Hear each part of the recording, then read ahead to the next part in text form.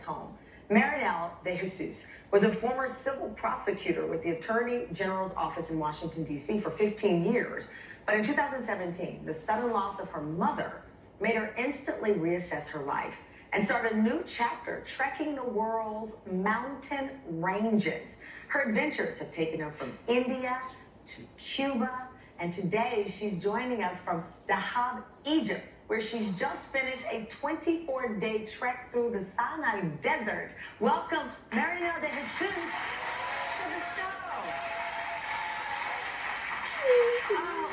What a beautiful and inspiring story, Marinel. Thank you so much for joining us. I know you have so many things to do, but as a child, I know that you and your family moved from the Philippines to the United States. But you say for you, home isn't a place, it's a sense of belonging. Explain that to me.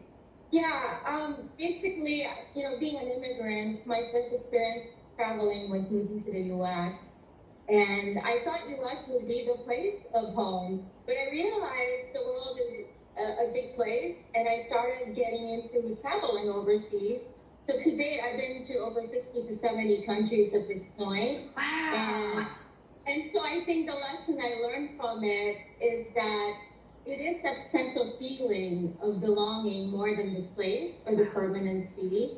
And I think when you're an immigrant, you do search a lot for home, because I was uprooted from the Philippines when I was 13. And I vividly recall how I was emotionally sort of distraught about it, because I had friends and family I left behind. Yeah. And I think that was the start of my journey, finding home. And I think wherever I am now, it's really, it's just a continuation of searching for that home. So it will be interesting where I end up. But I always promise myself that maybe I'll come full circle and I end up being in the Philippines again. I know you spent the last few weeks in Egypt. Your base is Cusco, Peru. You lost your mother, which you've been open about, and I know that you said it felt like you've been given a blank slate on which to write your next chapter. I thought that was so beautifully worded. Yes, I think as an immigrant family, I was pressured to do really well in school, like many families in America. And I became a lawyer for that reason. That story was mostly my parents' story that I basically participated in.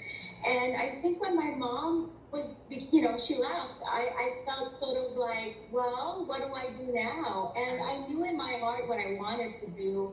And I also realized that life is short. When someone so you dies, you just really have to rethink everything. And I fell in love with hiking and the outdoors. So I had to be honest with myself. My mother gave me the gift of clarity and grit, really, because it was very hard for me to leave lawyering behind, because it was an investment by my family, investment of my time and my effort. And being in the U.S., it's hard to explain to other immigrant families what you're doing, especially Filipino families.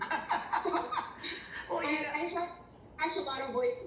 I love it. I love the journey, especially when you think about as an attorney how structured your life must have been, and even to become an attorney. Now, I have a very pressing question, though, a very, very serious question.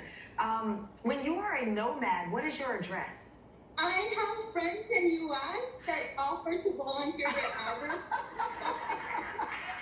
It's actually the multi-million-dollar question for a nomad, because I am forever connected to the U.S. no matter how nomadic I get.